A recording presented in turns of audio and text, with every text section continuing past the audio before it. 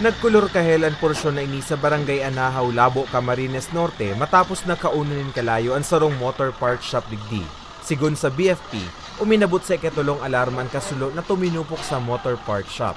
Nagdurar nin haros magtutulong oras antes maideklarang fire out ang kasulo alas 9:40 nin Banggi.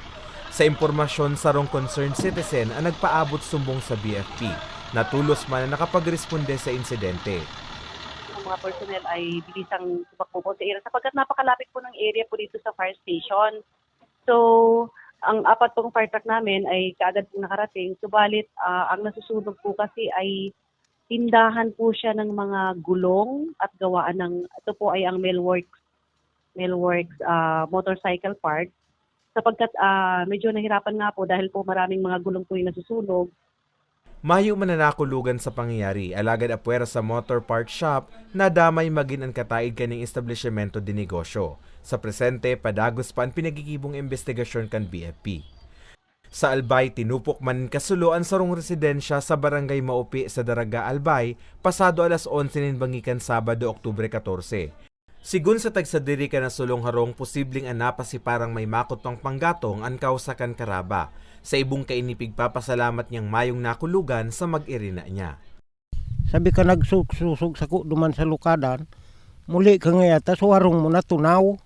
Sabi ko, anong natunaw? Nasulo nga subalay mo. Tapos picturean, ipinakita pa sa arong kaan sa cellphone. Talagang kalayo iyang gabos. Ito mga iling daw yun ang kapalit, talagang aralang man. Tapos pag uli ko, digni na nga ni ako nag-agi, tapos sinundo ako dumangki motor, pag abot ko, dahil na lamang angki sa taas, gabos na sa baba. Dahil kaini, poro utrong patanid kan BFP nga ni day mabiktima ng kasulo, pero binanggad mag-ingat asin maging rigmat.